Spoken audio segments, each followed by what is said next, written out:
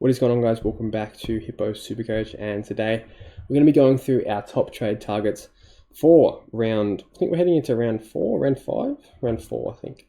So, exciting times. It's almost upgrade season now. I think starting from next week onwards, everyone will be upgrading pretty hard. And if you're not, well, you're going to fall behind the pack. So before we get into the players, let's make sure you drop a like, hit that subscribe button. And let's get into it. So let's look at the most traded in. To begin with, I'm going to go through all 10 of these guys, and I'm going to talk about who I would personally bring in out of all of them, pros and cons and whatnot. So Sam Darcy, I think, is almost a must-have. I think if you're not getting him, you're either trusting one of your existing forward rookies to do really well, or you're just losing a lot of money. He's going to make so much money, it's crazy. So 23,850 trades for him this week. And it makes a lot of sense. So obviously the break-even is extremely low, minus 92, which means if he scores 42 this week, he makes 60k. And I think he'll probably be a fieldable option in my opinion. He's getting about 30% CBAs, which is enough to pump out a decent score, as we saw with his first game when he scored at 100. So yeah, Sam Darcy, I think non-negotiable, get him in at all costs. Then Josh Draper. So I think the reason people are getting him, not because of the scoring, he's only averaging 52 points, but because he's a defender rookie. There's not really any other defender rookies you can jump on at this point. So yeah, it's looking pretty dire with that. So I think if you're going to grab a defender rookie, it probably is Draper. I think he's got decent job security with Freo's injuries. I think Brendan Cox is still a while away, so he's probably the one that will replace him when he comes back. But yeah, minus 32 break even and just a defender rookie. Now, I don't think he's a must-have by any stretch of the imagination, but I can see why people are bringing him in. I think he won't have the best game this week. He's going to have to play on either Mackay or Kerno. And then I think Luke Ryan will play loose and float between. So, yeah. Tom Brown, similar boat. So, 154k, minus 35 break-even. Slightly better scoring, 62 average. And goes up 46k if he scores 66 this week. So, a little bit more expensive. That's why I think Draper is picked more. But personally, I'm not too keen on either of these guys. I don't think they're going to be great scorers. If you want them on the bench, then maybe. But at this point, I need to prioritize field scores over bench scores. So yeah, we'll look at that. We're also going to look at, have we got teams tonight? Oh, it's only the Thursday night teams. I don't think there'll be too much relevance. We open up a new window, AFL, and then we go to teams. Stephen May's back, so that's interesting. Very early.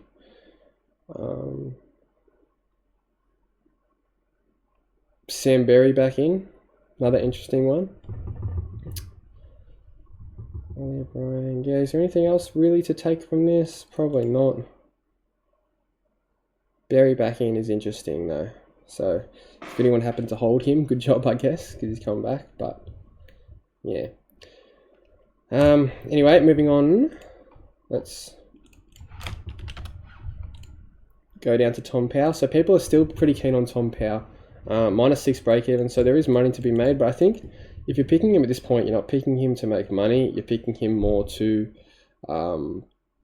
be a keeper, which I do think he is. If we filter the top 6 forwards, so forward and on average, look, there's not many great options that I think can sustain a high average. Like Harry Mackay, Luke Jackson, we know they're probably going to drop off. Luke Jackson's going to have Sean Darcy back, so his average is going to naturally drop off when he plays forward.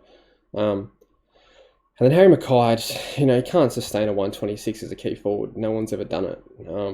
So I don't see why he would be the first to do that. Flanders, yeah, you could say. Heaney, yeah, you could say. Heaney might slightly regress with Adams and Parker coming in, but I still think he'll be around the mark, no doubt about it. And then it's like Hogan, he's not going to sustain a big average, neither will Max King. So the key forwards, we chuck them out the window and we look at the mids. So Tom Powell's probably like the third guy that's going to be around that mark. And then Zorko, and then Neil Bullen. I mean, I don't know. Who knows after that? So I think Powell's definitely, in the long run, a top 6, as long as he keeps his role and keeps his CBAs. So I still think it's a pretty good option to bring him in, especially with the rookies on the forward line being pretty average. I mean, Harley Reid can't be trusted, so yeah, I do think Tom Power's still a good option. And so is this guy, Oliver Dempsey. So minus 19 break even. He's pumping out some really good scores. And I think people are bringing him in not only to make money, but to have a good fieldable option. 219k, I do think he's not far away from a really low score. I could be wrong, but I just think, yeah, his role isn't amazing, but he's just finding a way to score. 96, 59, 86. Pretty friggin' good 3 games. So I can see why people are bringing him in, but I personally would not. I think the bubble has bursted a little bit on him, but he's still got money to make. So if you like him, go for it. Sam Flanders had 73 break even. Now we're talking about upgrades. I think it's a great time to jump on him. Averaging the 118 from the 3 games. He's a monster. Pumped out 2 120s and then a 102. So I really like the Flanders pick. I'm glad I have him. And yeah, I just think it's simple as get him in as soon as possible. He's going to be absolutely top 6 forward unless he loses his role. So yeah, no reason not to get him in. And he's going to make a bit of money this week, I would assume. Tom Green. So I'm back on the Tom Green train. For me, it's either Jordan out and Green in, or Harley Reid out and Steele in. At the moment, I'm leaning towards the Jordan one just because I think Tom Green, it's going to be very hard to get him if I don't get him now. Only has the 85 break even. He's projected 161, which, look, we can't expect him to get to that and go up 35k, but if he does, and if he just continues to score nicely like he has been, obviously 140 is not really an average we can expect him to sustain, but I think he can go 125 plus, and that's M1 potential, and I don't want to fade M1 potential this early in the season. I just want to jump on him. He's had his buy. I know he has another buy later, but I just think, yeah, a fresh Tom Green coming off a buy is going to go nuts this week and for the next few weeks especially. So I'm jumping on him. I think Isaac Heaney, so 3,300 people are bringing him in. I'm just not sure. I am sure that he's a good pick at the moment. The only thing is, I just feel like if he's playing in the forward line when Jordan and that Parker and that come back, then he will lose his average quite a bit. So I'm happy to wait until we at least see that. See Adams this week, and also he has his bye next week. So why would you bring him in this week if you've waited so long for him so far? So that's what I think about Heaney, but obviously he's still going to probably go massive against West Coast. Even if he does play full-time forward, he'll probably kick like 6 goals. So I can see why people are bringing him in, but I personally would not until his bye, if you've held off for this long. Lachlan Bramble, look, he's an interesting one because he's getting kick-ins, he's got a nice role, but I personally wouldn't bring him in. Price is so awkward, and he's not a proven scorer by any stretch of the imagination. He's averaging 96, so I mean, what are you even picking him for at this price? Are you picking him to make 150k? Are you picking him to be a top 6? Yes, he can make probably 150k, but I don't think he's not going to be top 6, so I think avoid that. The DVP is handy, having defensive mid, but no. And then Jack Steele is the last one, so obviously discounted for what he's pumping out, 557, and his break-even is 73, which means he's probably going to go up about 12 to 20k this week and be sitting about 580k, 575k, somewhere around that mark. And he's averaging 122, so this is a top 8 mid-caliber average. Can he sustain it? I'm not sure. I'm really not sure. I think this week he's got a good matchup against Richmond. We saw what Butters did, we saw what Heaney did, but yeah, I still just have that little doubt of trust in him after the last 3 years. But yeah, if you can't quite afford someone like Tom Green, like me, it would be still a great pick. And yeah, to be honest, I think he will be top 8. If I had to just pick whether I think he will or won't, I think he will. All right, so top 3 picks this week. So Sam Darcy, obviously number 1. Then I'd probably go with Tom Power just because I think he's going to be a top 6 forward. And then obviously Flanders if you don't have him. Tom Green if you don't have him. And then the rest, and then Jack Steele. I wouldn't be going Heaney, wouldn't be going Bramble, wouldn't be going Dempsey. Let's see, people are trading out. Caulfield, yep, still going to miss a lot of time.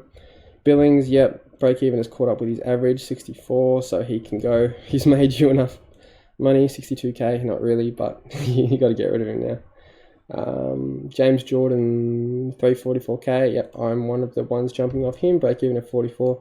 Look, I do think against West Coast he'll score well, but I just want to get Tom Green, plain and simple, and I want to captain him. Howes, would I jump off him? Yes, I am jumping off him. Break even of 30. He could score well this week, but I'm not in the mood to mess around with guys like him. Fife, I can see why people are jumping off, but I'm personally going to give him one more week. And one more is probably it after that. Wines, he's done his hammy, so get rid of him. Expected to be available for round 5, but I don't think that's accurate. How many times are there 1 week hamstring injuries? Not many. So yeah, I'd jump off Wines. And then we got Dersma. What's Dersma's break even? 40. So yeah, you could probably jump off him, but he hasn't made much money. People are trading out my goat, Zach Fisher. I will be holding. I can see why people are getting rid of him, but look, I need him to go on a ton run. I need him to pump out like 6 or 7 tons in a row, just to justify the pick. It's pretty sad, but I said it in my last video. There's not really any other forwards I'm keen on. If I didn't have a Flanders, I would do that. If Heaney didn't have his bye, I would do that. But at this point, there's no one I'm keen on, so I'm just going to keep Fisher for now, and I'll ride the 70s if I have to. Caleb Windsor, yeah, you can probably go to him. And Jordan Dawson, I personally wouldn't trade him out. I know it's frustrating owning him, but look what happened when we traded out Hayden Young this week. He went nuts once he cleaned up his efficiency. I think Dawson, he's capable of going 130, 140 plus every week from here on out. So he just has to clean up his ball use. It's as simple as that. Let's talk about my trades. So I think I've already spoiled them in the video, but looking at something like this, so Wines and Jordan for Green and Ryan. Getting 2 140 averages for a 79 and a 96. So I had a lot of money left in the bank after last week. And yeah, this week I can just go bang and do some pretty heavy upgrades, which I'm really happy about. And yeah, now my team should, touch wood, start to come good, because it's, not trying to be some fucking poet, but I am. It's been a frustrating season thus far, sitting at about 35k, but I know I can trade decently, and yeah, just try not to do things too stupid from now on. So jumping on guys like Windhager, Wanganeen Malera, I'm not really keen on any of those guys. I just kind of want those Ubers. I am keen on 3 guys. I'm keen on LDU, Oliver, and Dawson. Those guys are absolutely going to be discounted, and we know their caliber. I think they were all top 8 mids last year. If we look at players, and then we go past seasons, and then we go 2023, and we look at average, and we filter by mids, midfield only. I assume it's going to keep this mid. So Dawson was 8, LDU was 11, and then what was the other one? Also, Oliver was 2nd. So you've got M2, M8, and M11 all under 600k. That's very, very juicy. Now, obviously, we want to see some form before we bring him in. But I think Oliver, after his bye, is what I'm definitely going to target. We know he's capable of going 120 plus, and he's an absolute pig. So yeah, that's it for the video, guys. Let me know what trades you guys are going to do in the comments below. Like I said at the start, drop a like, hit that subscribe button if you're new, and I'll see you in the next one.